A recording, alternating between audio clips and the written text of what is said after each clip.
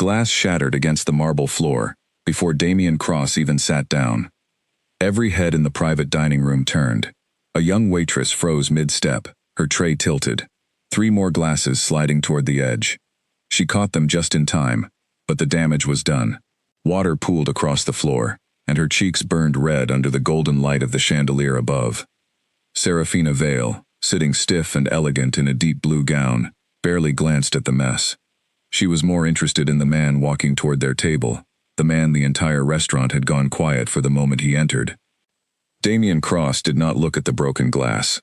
He did not look at the waitress. He did not look at Serafina either.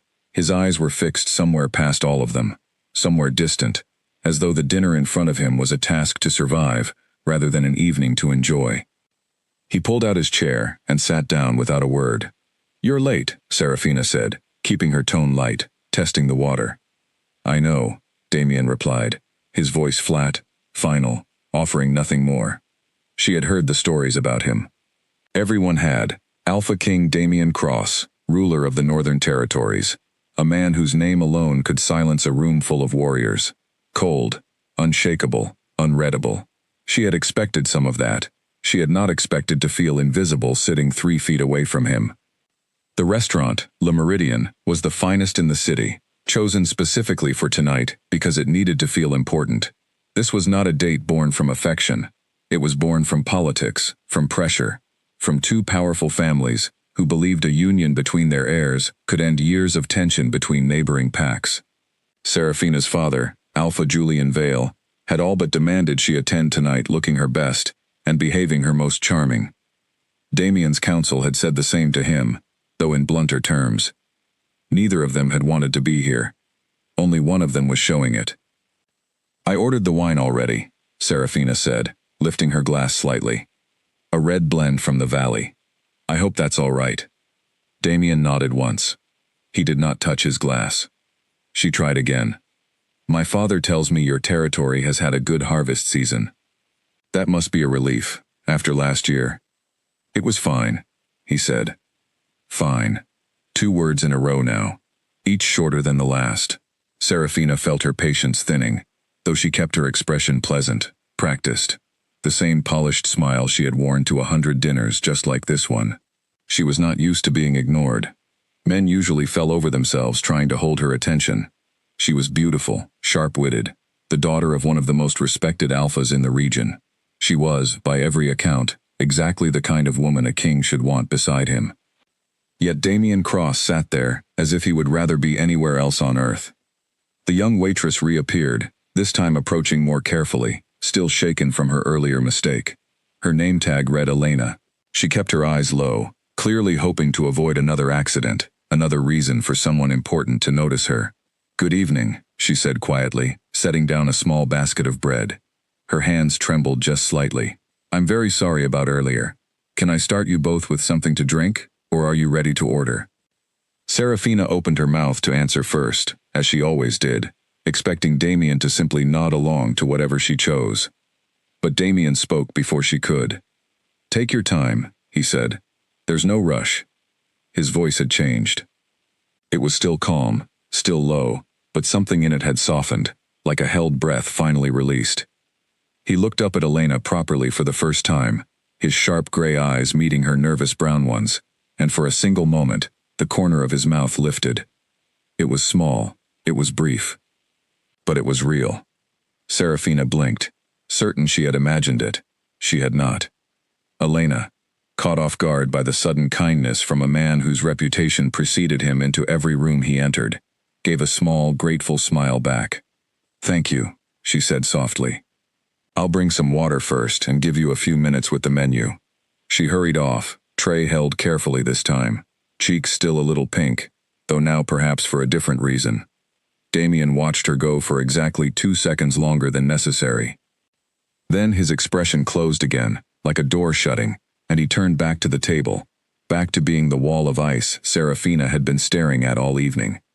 She stared at him now, something sharp twisting in her chest that she refused to name. "That's the first time you've smiled all night," she said, keeping her voice light, though there was an edge beneath it now that she could not fully hide. Damien met her eyes, unreadable as ever. Was it? He said. Not a question. Not an apology either. Serafina picked up her wine and took a slow sip, giving herself a moment to gather her composure. She was not a woman who embarrassed easily, but something about this evening had already gone sideways in a way she had not prepared for. This dinner was supposed to be about her, about the two of them, about the future their families wanted them to build together. Instead, she had just watched the most powerful alpha in the region smile, genuinely, unmistakably, at a waitress he had known for less than 30 seconds. She told herself it meant nothing. People smiled at strangers all the time. Politeness was not affection. A moment of warmth toward a nervous young woman who had almost dropped a tray was not some grand declaration of interest. And yet, across the table, Damien's jaw had tightened again, his fingers curling slightly against the white tablecloth. He was not looking at Serafina. He was not looking at the menu either. His gaze had drifted, once more, toward the direction Elena had disappeared, before he caught himself and forced his attention back to the table. He didn't understand what had just happened either. In 32 years of life, Damien Cross had never smiled at a stranger without meaning to. He didn't do things without meaning to. Every word, every glance, every gesture was controlled, calculated, a product of years spent learning that an alpha king could never afford to show weakness, could never afford to reveal what he was thinking before he chose to. It was one of the reasons he was so effective as a ruler. It was also one of the reasons almost no one truly knew him. But something about that waitress, Elena, had cracked through that control in an instant, without effort, without warning. He told himself it was nothing. A moment of distraction, a long week, too many meetings, too many demands, too much pressure from his council about tonight's dinner and what it was supposed to accomplish. He was tired, that was all. Tired men smiled at kind faces sometimes. It didn't mean anything. He almost believed himself. "You're distracted," Serafina said, watching him carefully now, her earlier lightness replaced with something more measured, more observant. She had not built her reputation on being naive. "Is something wrong?" "No," Damien said, too quickly. "You've barely spoken 10 sentences to me since you sat down. I've had a long week." "That's not an answer." He looked at her then, really looked, and for a moment, she thought he might actually explain himself. Instead, his expression smoothed back into practiced calm, and he said, "I apologize if I seem distant. It isn't personal." It was the kind of answer that sounded like an apology but felt like a wall. Serafina sat back slightly, studying him. She was clever enough to know when someone was hiding something, even if she couldn't yet guess what, and she was proud enough not to chase an explanation that clearly wasn't coming. "Well," she said, forcing brightness back into her voice, "let's order then. I hear the salmon here is excellent." They fell into a strained rhythm after that. Polite questions, short answers, long silences, that stretched a little too long to be comfortable. Serafina asked about his territory's trade agreements. He answered in clipped sentences. She asked about his mother, hoping personal topics might soften him. He answered even shorter. She began to wonder, with growing frustration, whether the entire evening was simply going to be a performance of two people, pretending an arranged meeting could ever feel natural. Then Elena returned with the water, and everything shifted again. "Here you go," she said, setting 2 glasses down carefully, her hands steadier now than before. "Have you decided on your order, or do you need another minute?" "A few more minutes, if that's all right," Damien said. Warmth again, softness again, that same small, unconscious ease that had been entirely absent from every word he'd given Serafina all night. "Of course," Elena said, smiling briefly, before turning to go. Serafina watched the exchange with narrowed eyes this time, no longer bothering to hide her observation. Something was happening here, something strange and unspoken, and she intended to understand it before the night was over. She just didn't yet know how deep it would go. Because what Serafina Vale could not possibly know, what even Damien himself did not yet fully understand, was that the pull he felt toward that nervous young waitress was not simple attraction, not fatigue, not distraction. It was something far older than manners, far stronger than politics, and far more dangerous to ignore than either of them realized. Somewhere beneath Damien's carefully controlled exterior, something ancient had just woken up, and it was not going back to sleep. The breadbasket sat untouched between them. Serafina finally broke the silence again. deciding a different approach might work better than gentle patience. "You know," she said, tilting her head, "my father speaks very highly of you. He says you rebuilt your territory's economy in under 2 years after the drought." "That's impressive." "It was necessary," Damien said. "Necessary things are still impressive when someone actually accomplishes them." For the first time since sitting down, something like genuine attention flickered across his face. Not warmth, not quite, but focus. "You've done your research. I like to know who I'm having dinner with. And what have you concluded?" Serafina allowed herself a small, sharp smile. "That you're very good at appearing unaffected by things that clearly do affect you." Something shifted behind his eyes, quick and guarded, gone before she could fully read it. "That's a bold thing to say to a king." "I'm not afraid of bold things," she said simply. For a moment, the tension between them eased slightly, replaced by something almost like respect. Whatever else was happening tonight, whatever unexplainable pull kept dragging Damien's attention toward a waitress across the room, Serafina Vale was clearly not a woman who would sit quietly and be dismissed. The problem was, Damien barely noticed.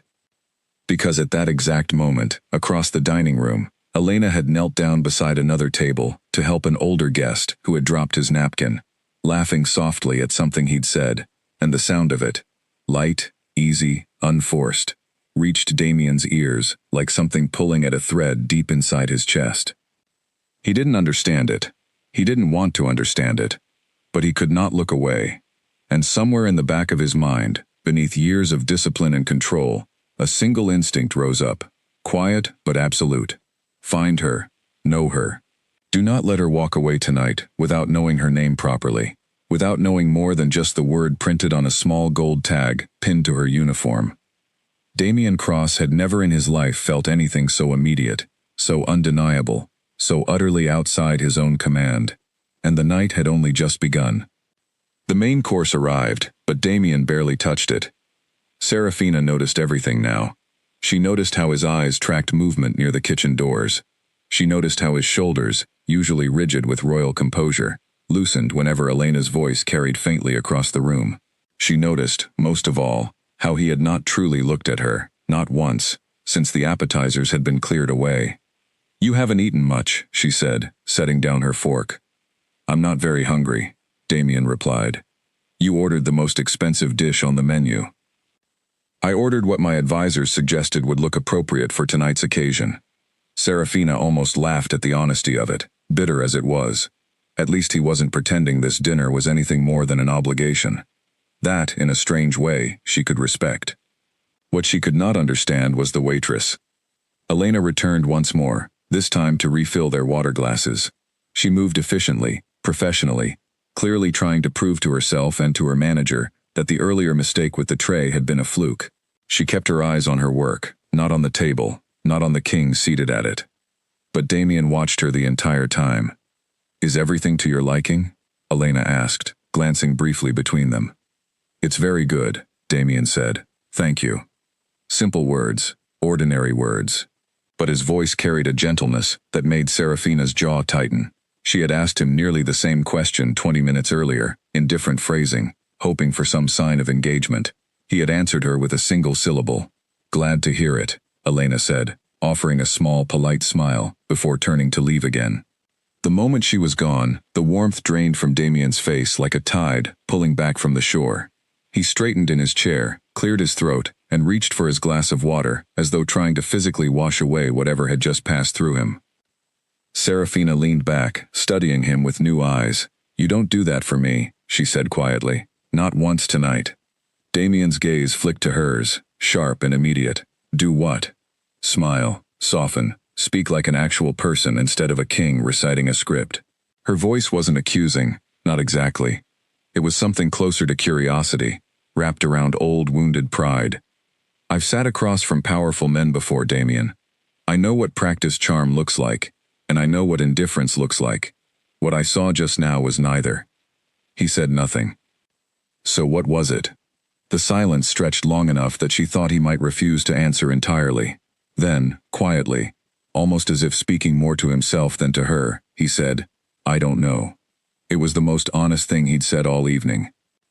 Serafina studied his face, searching for a lie, finding none. Whatever was happening to him, it wasn't something he had planned, wasn't something he understood, and that unsettled her more than open rejection would have. "Does your counsel know?" she asked. "About whatever this is?" "There is no this," Damien said, though the words came out less certain than he intended. "I met a waitress 20 minutes ago. That's all that happened tonight." "Then why do you look like a man trying to convince himself of something?" Damien didn't answer. He didn't have an answer, not one he was ready to say aloud, not even to himself. Across the room, near the kitchen entrance, Elena balanced a tray of desserts for another table, laughing quietly at a joke one of the older guests made. The sound reached him again, soft and unguarded, and something low in his chest tightened in response, an ache he could not name, and had never felt before in his life. He had led armies. He had negotiated treaties that determined the fate of thousands. He had faced down rival alphas without so much as a flicker of fear crossing his expression, and yet a stranger's laughter from across a restaurant had undone him more thoroughly than any of it. "I think," Serafina said slowly, watching his face with sharp, careful eyes, "that you should be honest with me, Damien. Not for my sake. For yours. Because whatever is happening right now, it's written all over your face, and if I can see it, so can everyone else in this room." He forced his attention back to her, jaw tight. "This dinner was arranged by our families. It was never meant to be anything more than a diplomatic gesture." "I'm aware." "Then let's finish the meal and part ways as we agreed. Nothing more needs to be said." Serafina's expression cooled, the earlier curiosity replaced now with something more guarded. "Fine," she said. "We'll finish the meal." But even as she said it, she found herself glancing toward the kitchen doors, toward the young waitress who had somehow, without a single deliberate action, unsettled the composure of one of the most powerful men in the region. She didn't understand it, not yet, but she intended to. Dinner continued in stretches of forced politeness. Serafina asked a few more questions about trade routes and northern politics, receiving answers that were technically complete, but emotionally hollow. Damien, for his part, tried genuinely to focus on the conversation in front of him, to be the composed, respectful dinner companion his position required. It didn't work.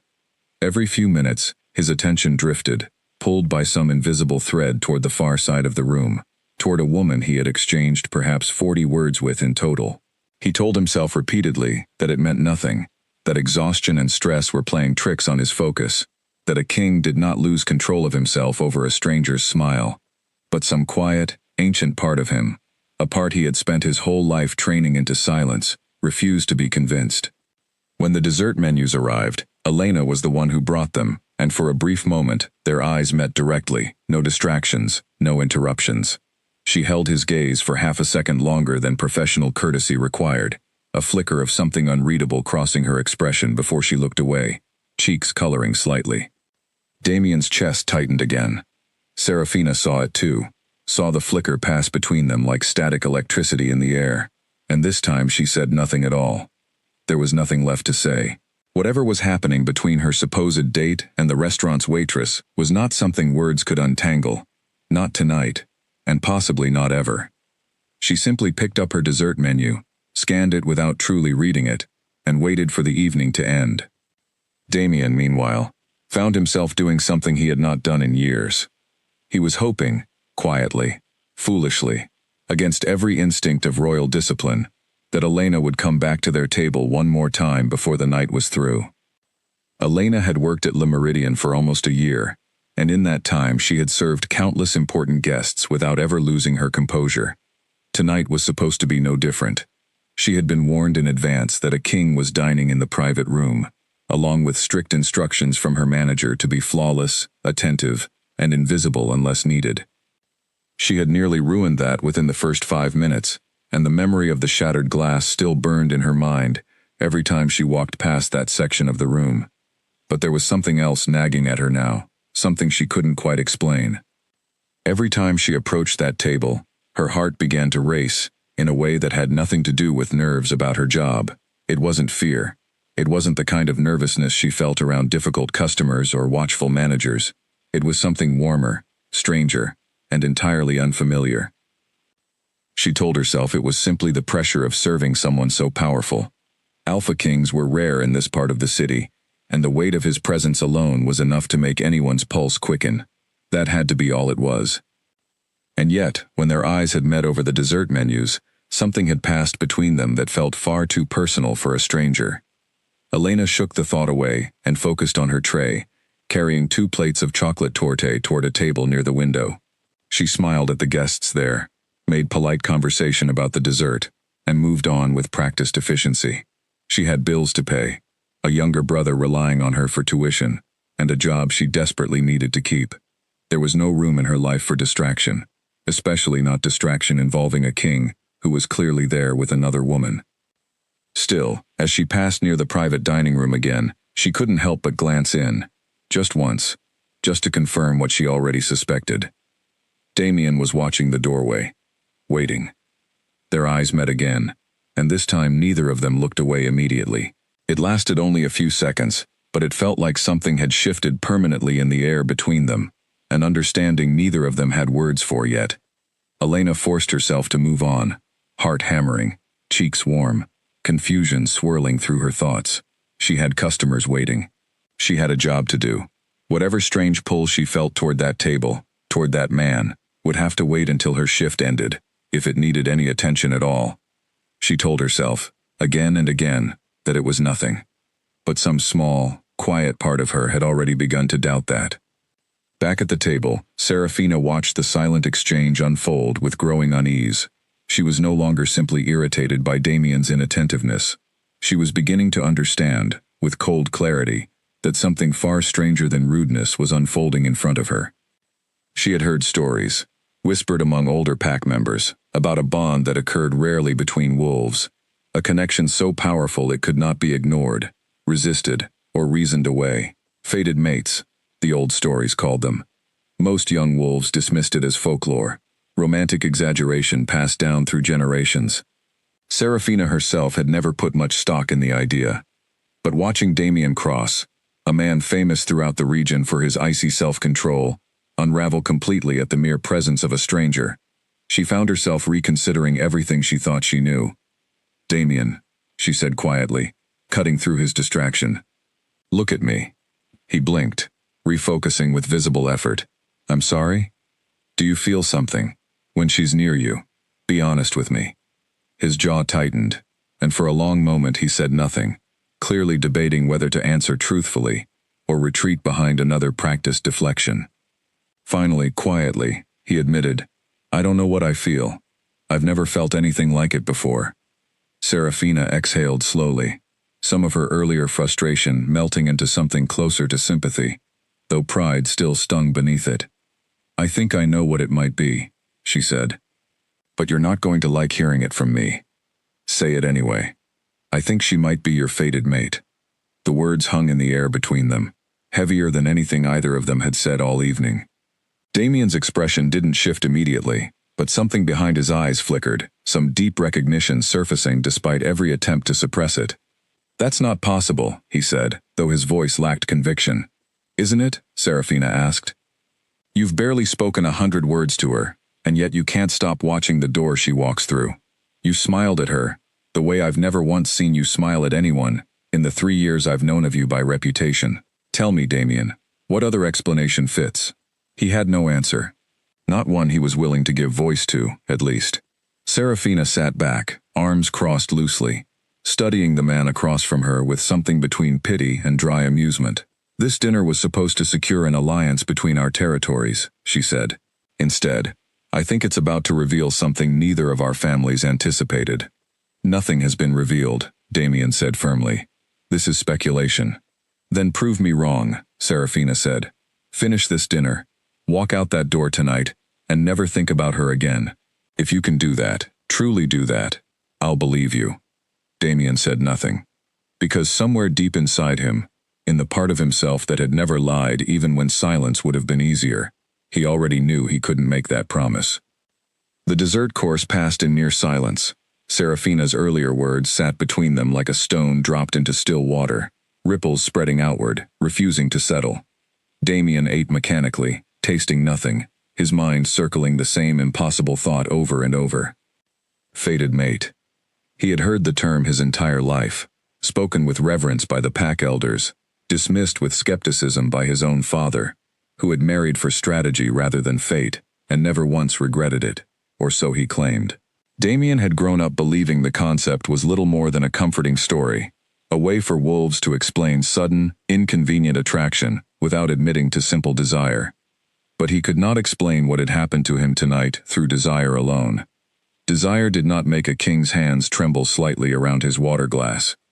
Desire did not make him forget entire sentences mid-thought, distracted by the sound of someone's voice 3 tables away.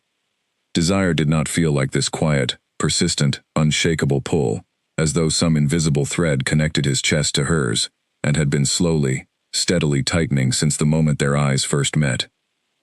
He excused himself briefly, claiming he needed air, and stepped out onto the restaurant's private balcony that overlooked the quiet street below. The night was cool, the sky clear, stars faintly visible despite the city's glow. He gripped the railing and breathed slowly, trying to steady himself, trying to remember who he was.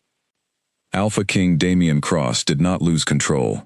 He had built his entire reputation on discipline, on never allowing emotion to dictate his decisions. His pack depended on that steadiness. His council trusted it. Even his enemies respected it, in their own grudging way. And yet here he stood, hiding on a balcony, because he could not sit across from a woman his family wanted him to marry, without thinking about a waitress he had known for less than an hour. The door behind him opened quietly. He expected Serafina. It was Elena instead, carrying a small tray of empty glasses she had come to collect from a nearby table, unaware he was standing there until she nearly walked into him. "Oh," she said, startled, stepping back quickly. "I'm sorry. I didn't realize anyone was out here." "It's all right," Damien said, his voice steadying itself, despite the sudden rush of awareness that flooded through him at her nearness. "I needed some air." Elena hesitated, clearly torn between finishing her task and the strange pull that seemed to keep her rooted in place. "Long night?" she asked softly. "Something like that." She studied him for a moment, her earlier nervousness fading into something gentler, more curious. "You seem different out here," she said. "Inside, far away, like your mind was somewhere else entirely." Damien huffed a quiet, humorless laugh. "It has been," he admitted, "for most of the evening." "Bad date?" Elena asked, then immediately looked mortified at her own boldness. "I'm sorry, that was inappropriate. Forget I asked." "No," Damien said, surprising himself with how easily the honesty came. "It's not a bad date, it's just not the right one." The words hung between them, heavier than either of them expected. Elena's breath caught slightly, though she covered it quickly, glancing down at the tray in her hands, as though it might anchor her back to reality. "I should get back inside," she said quietly. "My manager will notice if I'm gone too long." "Of course," Damien said, though every instinct in him wanted to ask her to stay just a few moments longer. She turned to leave, then paused at the door, glancing back at him, with an expression caught somewhere between curiosity and disbelief. "Can I ask you something strange?" she said. "Yes. Do you feel like you already know me? I know that sounds ridiculous, we've barely spoken. But since the moment I first saw you tonight, I've had this feeling, like there's something I'm supposed to remember, and I can't quite reach it." Damien's chest tightened painfully at her words, the confirmation of his own unexplainable feelings mirrored perfectly in someone he had only just met. "No," he said slowly. "It doesn't sound ridiculous. I feel it too." Elena's eyes widened slightly, surprise, and something like fear flickering across her face. That's not normal, is it?" "No," Damien admitted. "It isn't." She stood there a moment longer, clearly wanting to ask more, clearly frightened of the answer, before finally shaking her head and forcing a small, unsteady smile. "I really do need to get back to work," she said. "But, thank you, for being honest." "Elena," Damien said, before she could disappear back inside.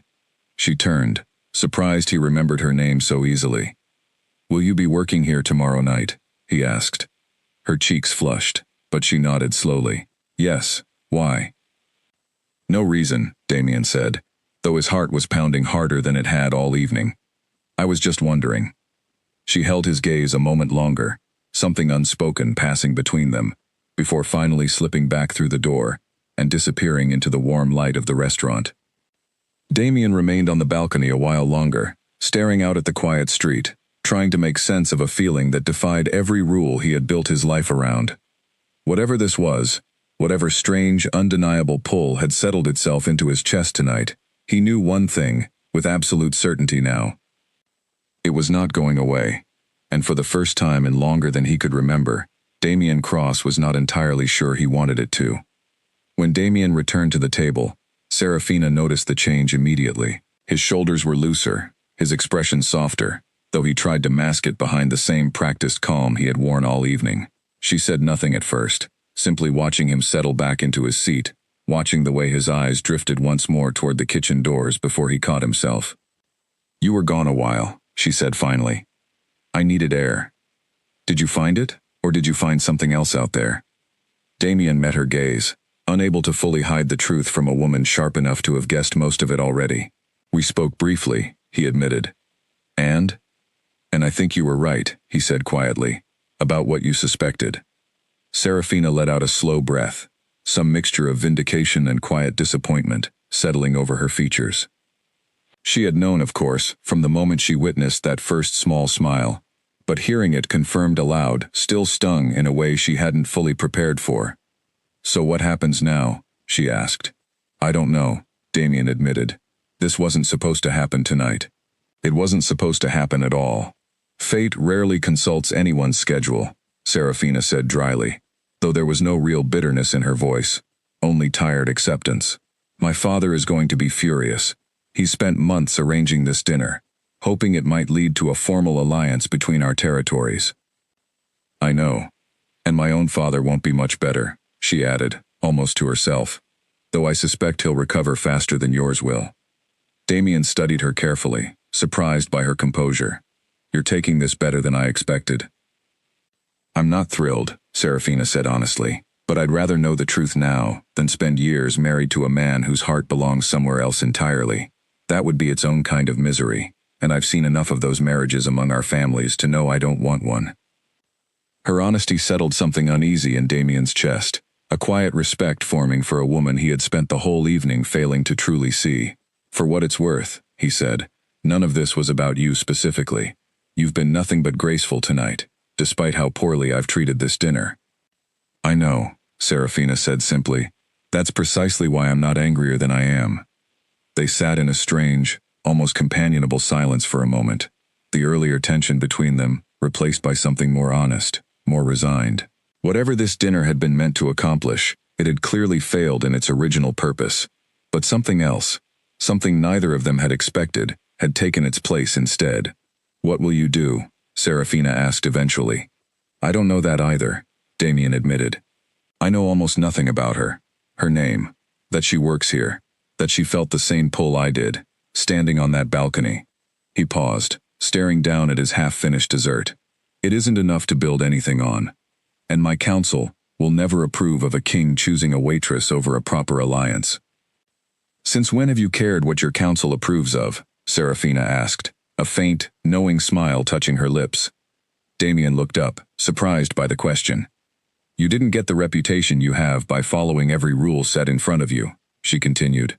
"You got it by making difficult decisions and standing by them, regardless of what anyone else expected. This doesn't seem so different." "This is different," Damien said.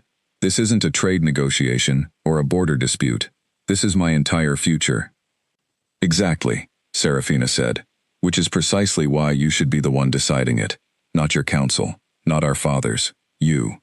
Her words settled into him slowly, taking root somewhere deep beneath the discipline and duty that had governed his entire life. He had spent 32 years making decisions for the good of his territory, his people, his family's legacy. He had never once made a decision purely for himself. Perhaps it was time that changed. "Thank you," he said quietly, "for understanding. I know this wasn't the evening either of us expected." "No," Serafina agreed. "It certainly wasn't." She paused, studying him a moment longer, before adding, "For what it's worth, I hope it works out. Whatever this is, you deserve to feel something real, Damien, even if it isn't with me." The gentleness in her voice caught him off guard, and for the first time that evening, he offered her a genuine smile, small but sincere. "You're a remarkable woman, Serafina. Whoever eventually earns your attention will be fortunate. I know, she said, a hint of her earlier confidence returning. I intend to make sure of it. They finished the rest of the meal in easier conversation. The earlier tension dissolved into something closer to mutual respect. When the bill arrived, Damien insisted on covering it, and Serafina, for once, did not argue. As they stood to leave, gathering their coats, Damien's eyes drifted one final time toward the kitchen doors, hoping for one last glimpse of Elena before the night ended. He did not get one. She was occupied with another table, unaware that the king who had smiled at her earlier was preparing to walk out into the night, carrying a decision inside him that would reshape everything his life had been built around. But he had her name. He knew she would be working again tomorrow. And for a man who had never once in his life left something this important to chance, that single certainty was enough to carry him through the night. Elena's shift ended just after midnight. She walked home along quiet streets, her mind still tangled with thoughts of the strange, unsettling conversation she'd had on the balcony. She had served hundreds of guests during her time at Le Méridien, powerful and ordinary alike, and never once had she felt anything remotely like what had passed between her and that king. She told herself it was exhaustion, a long shift, an unusual guest, an overactive imagination. That explanation might have satisfied her, if not for the strange warmth still lingering in her chest, refusing to fade no matter how firmly she tried to reason it away. Her apartment was small, shared with her younger brother Caleb, who was already asleep by the time she let herself in. She moved quietly through the dim living room, setting her bag down, and paused by the window, staring out at the city lights without really seeing them. Something had shifted tonight. She didn't understand it, didn't have a name for it, but she felt it settle into her bones, like a truth she wasn't ready to accept. The next morning, she woke earlier than usual, her mind immediately drifting back to the previous night's events. She told herself she wouldn't think about it further, that whatever strange connection she felt was simply the product of an unusual encounter, nothing more. She had bills to focus on, a shift to prepare for, a life that had no room for distractions involving kings and impossible feelings. Yet throughout the day, doing errands, helping Caleb with his homework, preparing for her evening shift, her thoughts kept circling back to a single question. Would he actually come back tonight? She arrived at the restaurant early, tying her apron with hands that trembled slightly, annoyed with herself for the nervous anticipation she couldn't quite shake. Her manager, a stern but fair woman named Priya, pulled her aside briefly before the dinner rush began. "You're covering the private dining room again tonight," Priya said. "Same section as yesterday." Elena's heart skipped, though she kept her expression neutral. "Understood. There's a reservation for one, under the name Cross," Priya added, glancing at her clipboard. "Requested specifically that you handle the table." Elena's breath caught. She hadn't imagined it, then. He was coming back, and he had asked for her specifically. "Is there a problem?" Priya asked, noticing her hesitation. "No," Elena said quickly. "No problem at all." The hours leading up to the reservation passed in a strange blur of anticipation and nerves. Elena found herself checking her reflection more than usual, smoothing her hair, adjusting her apron, telling herself repeatedly that this meant nothing, that he was simply a guest requesting familiar service, nothing more. She did not entirely believe herself. When Damien finally arrived, alone this time, dressed more casually than the formal attire he'd worn the previous evening, something in Elena's chest tightened at the sight of him. He looked different without the weight of obligation pressing down on his shoulders, lighter somehow, though the intensity in his gray eyes remained exactly as she remembered. "Good evening," she said, approaching his table with a composure she didn't fully feel. "Welcome back." "Thank you for seeing me," Damien said, his voice warm in a way that made her pulse quicken. "I wasn't certain you'd remember me." "I remembered," Elena said, unable to stop the small smile tugging at her lips. "It's not every day a king asks for a specific waitress by name." "I imagine not," Damien said, a faint smile of his own appearing.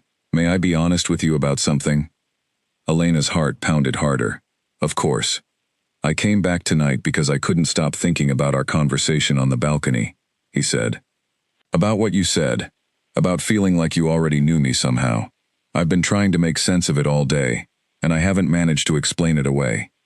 Elena set down the water pitcher she'd been holding, her hands no longer entirely steady. Neither have I, she admitted quietly. I told myself it was exhaustion, imagination, anything easier to believe. And did that work? No, she said softly. Not really. They stood there a moment, the ordinary noise of the restaurant fading into the background, both of them caught in something neither fully understood, but neither could deny. I know this is unusual, Damien said carefully. I know I'm asking a great deal by even bringing this up, but would you be willing to speak with me properly, once your shift ends tonight? Not as a king and a waitress, just as two people trying to understand something strange that's happened to both of us. Elena hesitated, torn between caution and the undeniable pull drawing her toward him.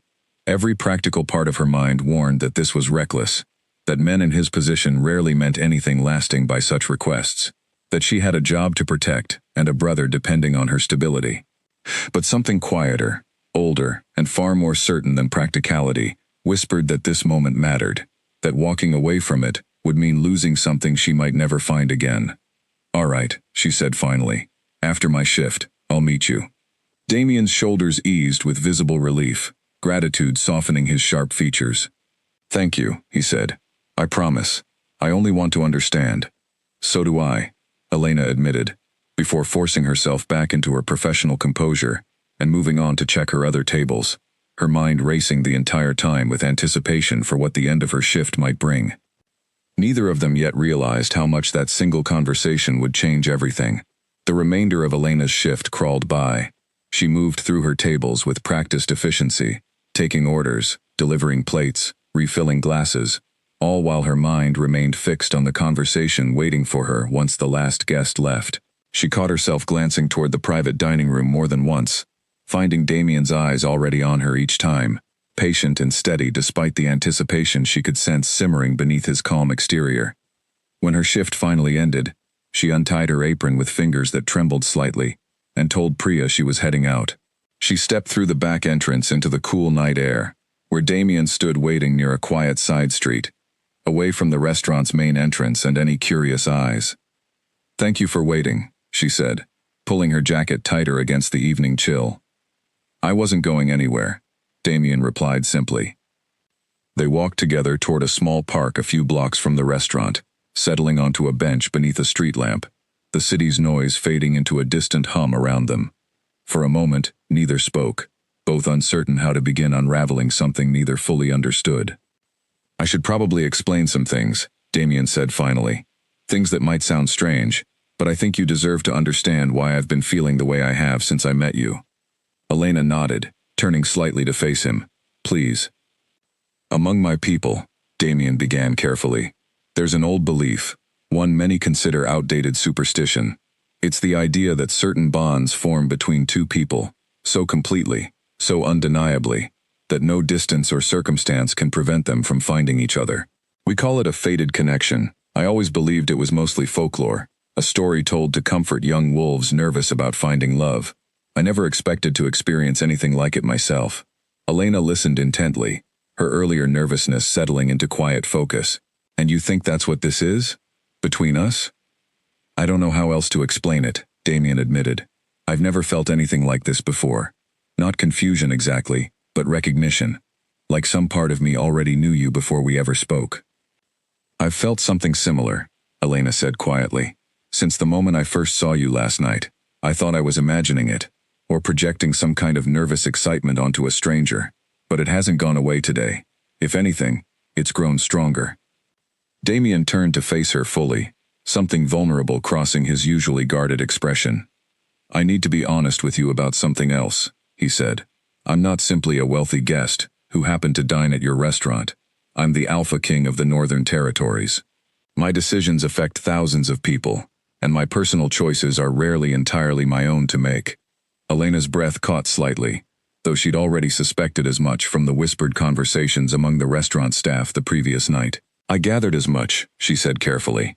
Priya mentioned it, in a roundabout way, before your reservation last night. Then you understand why this is complicated, Damien continued. My council expects me to marry someone who strengthens our territory's political standing. Someone from an established pack family, someone prepared for the responsibilities that come with ruling beside a king. A waitress from the city, however wonderful she might be, is not what they'll have in mind. Elena absorbed this quietly, feeling the weight of his words settle uncomfortably in her chest. So what does that mean for whatever this is between us? It means I don't have easy answers, Damien admitted. I know what I felt last night, and I know what I've felt since the moment I saw you today. But I also know the difficulties that come with acting on those feelings. I won't pretend those difficulties don't exist, and I won't ask you to pretend either. I appreciate your honesty, Elena said, though a small ache had settled beneath her ribs at his words. But I need you to understand something too. I have a life here. A brother who depends on me. A job that, however ordinary it might seem to you, matters to my stability. I can't simply abandon all of that because of a feeling I don't fully understand, no matter how strong it seems. I would never ask you to, Damien said quickly. That isn't what tonight is about. I only wanted to be honest with you, to see if what I felt was mutual, and to ask if you'd be willing to spend more time together, slowly, without either of us rushing into decisions neither of us is ready to make. Elena considered his words carefully, the practical part of her mind, still cautious, still wary of complications that came with a man in his position. But beneath that caution, something steadier, more certain, continued pulling her toward him, refusing to be reasoned away. I think, she said slowly, that I'd like that. Getting to know you properly, I mean, without any pressure attached to it. Relief eased across Damien's features, genuine and unguarded in a way Elena hadn't yet seen from him. Thank you, he said. That's all I could have hoped for tonight. They talked for a while longer, exchanging small, ordinary details about their lives. Elena's childhood in the city, Damien's early years training to lead his territory, each piece drawing them closer despite the vast differences separating their worlds. By the time they finally parted ways, promising to meet again soon, something fragile, but undeniably real had begun taking shape between them. Neither of them yet knew how difficult the path ahead would become, or how many forces stood ready to challenge whatever this fragile beginning might grow into. But for the first time in longer than either could remember, both of them walked home that night, feeling something they hadn't expected to find. Hope. News traveled quickly among pack circles, faster than Damien had anticipated. Within 2 days, whispers had reached his council about the king's late-night visits to a city restaurant, about a waitress he'd been seen speaking with privately outside normal business hours. By the time Damien arrived at his territory's main hall for the weekly council meeting, the room was already thick with tension. His senior advisor, an older, sharp-eyed wolf named Aldrich who had served Damien's father before him, wasted no time addressing the rumors directly. There are stories circulating, Aldrich said, his tone carefully neutral but his eyes watchful, about your involvement with a young woman in the city. A waitress, apparently. I trust these stories are exaggerated. Damien met his advisor's gaze evenly, unwilling to lie, but equally unwilling to reveal more than necessary in front of the full council. I've spent time with someone recently, yes, he said. I don't see why that concerns this council. It concerns this council, Aldrich replied, because you were meant to be securing an alliance with the Vale territory last evening, not entertaining distractions with restaurant staff. The word distraction landed harder than Damien expected, irritation flaring sharp and immediate beneath his composed exterior. Serafina Vale and I discussed the matter honestly, he said. She understood, and frankly, she agreed that forcing an alliance neither of us wanted would serve no one well. Murmurs rippled through the gathered council members, a mixture of concern and disapproval settling over the room. Another advisor, a stern woman named Priscilla who oversaw the territory's diplomatic relations, leaned forward with obvious frustration. Your Majesty, she said carefully, with respect, personal feelings cannot always dictate decisions of this magnitude. The alliance with the Vale territory would have secured critical trade routes and strengthened our borders against outside threats. Abandoning that arrangement for an unproven connection with someone entirely outside pack politics carries significant risk. I understand the risks, Damien said firmly, but I won't build my future, or my territory's future, on a foundation of forced obligation. My father made decisions purely for strategic gain, and while his rule was stable, it was never happy. I've watched that cost him more than any of you realize. The room fell into uneasy silence. Damien rarely spoke about his father's personal life, and the rare moments he did carried weight that few dared challenge. "What exactly do you intend to do?" Aldrich asked finally, his voice quieter now, though no less serious. "This woman, this waitress, what future do you imagine for her within pack society? She has no training in diplomacy, no understanding of territorial politics, no experience preparing her for the responsibilities a queen would carry." "I don't have all the answers yet," Damien admitted honestly. "I've only just begun getting to know her.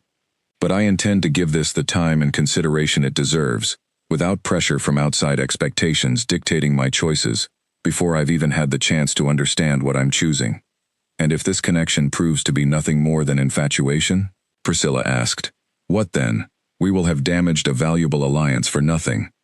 "Then I will have learned that lesson honestly," Damien said, "rather than living the rest of my life wondering what I gave up out of fear of disappointing this council." His words settled heavily over the room, firm enough that even Aldrich, normally quick to press further, chose to remain silent. Damien could see the concern in their expressions, understood it even, knowing the weight of responsibility that came with his position. But he also understood something none of them could fully grasp, unless they had experienced it themselves. Whatever connection had formed between himself and Elena was not something he could simply set aside for the sake of political convenience. He had spent his entire life prioritizing duty over personal desire, and for the first time, something inside him refused to continue down that same path without at least exploring what waited on the other side. The meeting continued for another hour, discussions shifting toward other territorial matters, trade agreements, border patrols, seasonal preparations.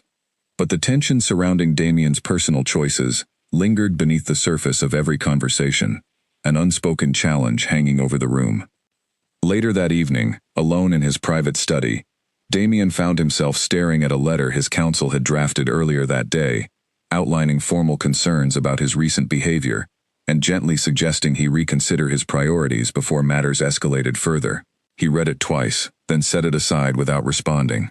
He thought instead of Elena's laughter carrying across the restaurant 2 nights earlier, the warmth in her eyes when she'd admitted to feeling the same inexplicable pull he felt. He thought about her quiet honesty on the park bench, her practical concerns about her brother and her stability, concerns that revealed a grounded strength his counsel would likely dismiss too quickly as unsuitable for someone in her position. He did not yet know how their story would unfold, how his counsel's concerns might eventually be addressed, or how Elena's own uncertainties might be resolved, but he knew, with a certainty that had settled deep into his chest and refused to loosen, that he intended to find out. Whatever challenges awaited them, he was no longer willing to walk away from this connection, simply because tradition and politics demanded it. Elena learned about the council's concerns the following week, though not from Damien directly. A reporter from a small local paper, curious about rumors of the king's frequent visits to Le Meridien, approached her outside the restaurant one afternoon, asking pointed questions about her relationship with Damien Cross. She refused to answer, brushing past the reporter with practiced politeness, but the encounter left her shaken. If a local journalist had noticed the pattern, others would too, and soon enough, her ordinary quiet life would be pulled into a spotlight she had never asked for, and wasn't certain she wanted. That evening, when Damien arrived at the restaurant during her shift, she pulled him aside during a quiet moment, her earlier composure replaced with visible worry. "A reporter approached me today," she said quietly, glancing around to ensure no one else was listening, "asking about us, about whether the rumors were true." Damien's expression tightened, concern flashing across his features.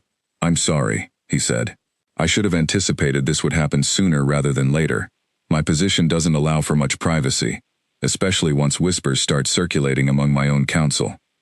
"Your council knows?" Elena asked, alarm creeping into her voice. "They've heard rumors," Damien admitted. "I haven't hidden the truth from them, though I also haven't shared details they haven't specifically asked for."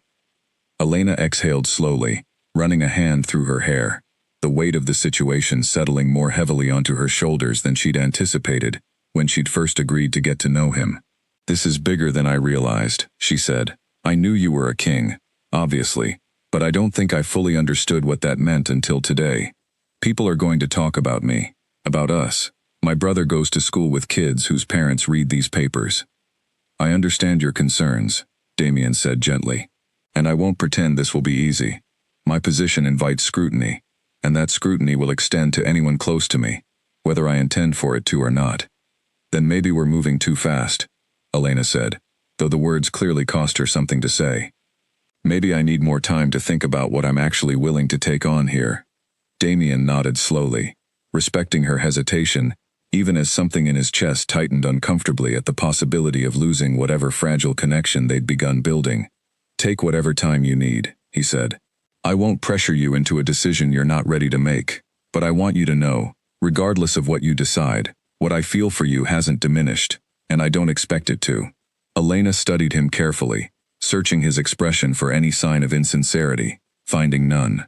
Whatever else complicated their situation, she believed, without doubt, that his feelings were genuine. I need a few days, she said finally, to think, to talk to my brother, to consider what taking this further might actually mean for both our lives. Take all the time you need, Damien repeated softly. I'll be here whenever you're ready to talk again.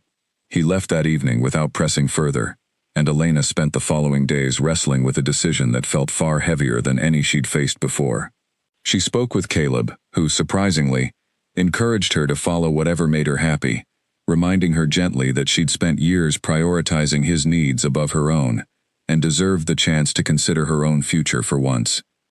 She spoke with Priya too, who offered practical, grounded advice about protecting herself emotionally, regardless of how things unfolded, reminding her that whatever happened, her job and her independence would remain hers, untouched by whatever complications arose from her personal choices.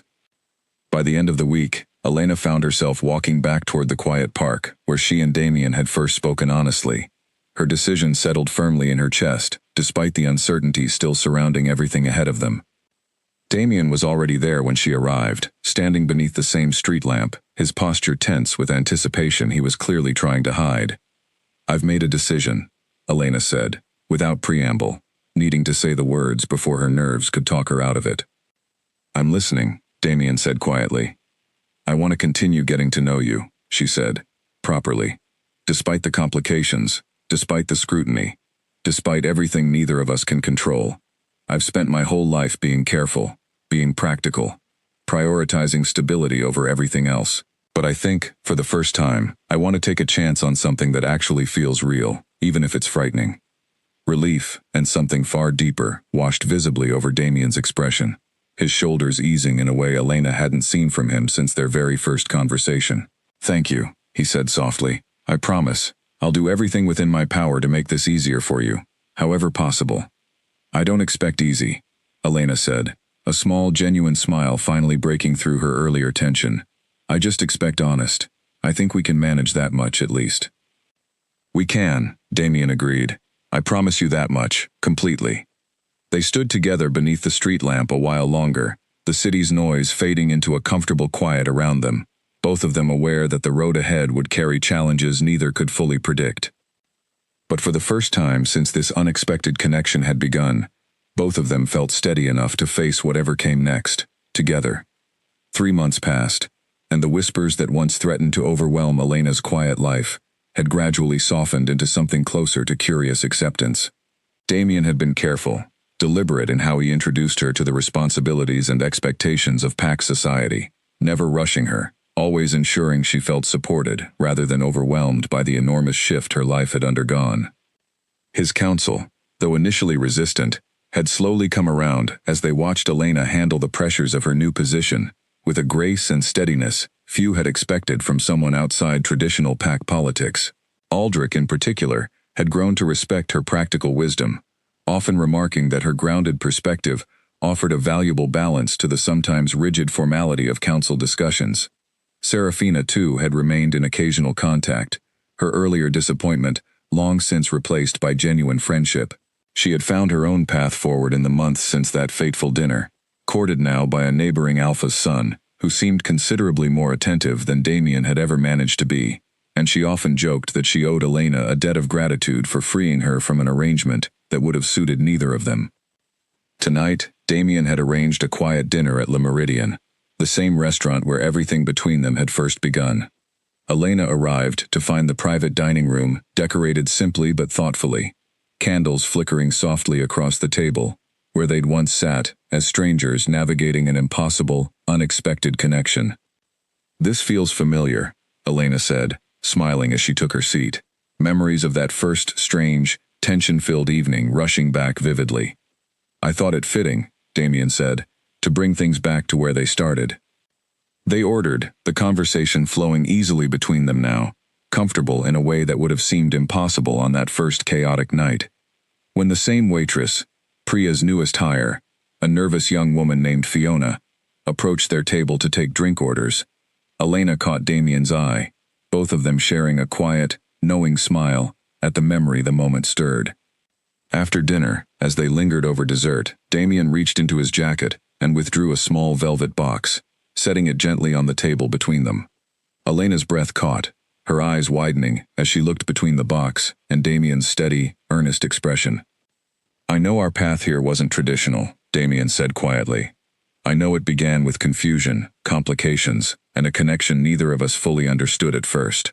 But these past 3 months have shown me something I never expected to find, not with the certainty and depth I've discovered with you. You've faced scrutiny, pressure, and enormous change with more grace than I could have hoped for, and through all of it, you've remained exactly who you are, honest, grounded, and entirely yourself."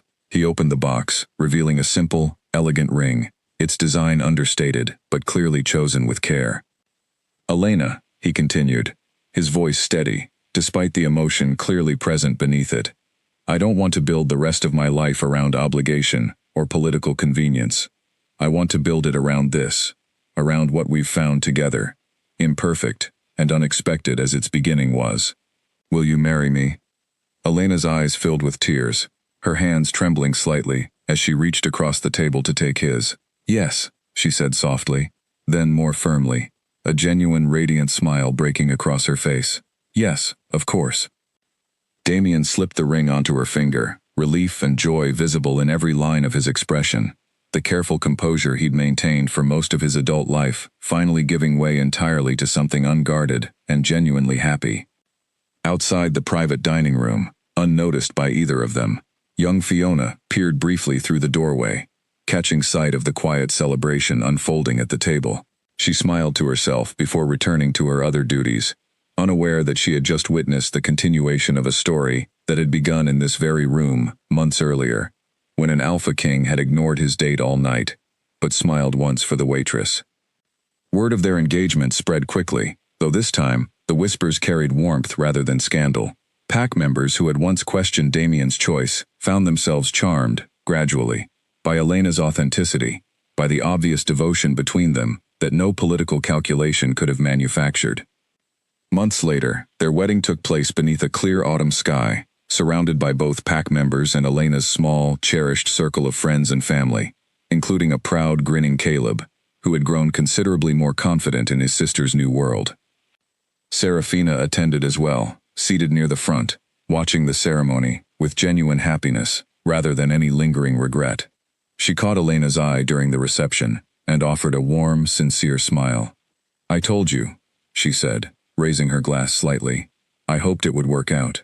"You did," Elena agreed, smiling back. "Thank you for that, and for everything else." As the evening wound down, Damien pulled Elena aside for a quiet moment beneath the stars, away from the celebration's noise, holding her close and pressing a gentle kiss to her forehead. "No regrets?" he asked softly. "None," Elena said, resting her head against his chest. "Not one."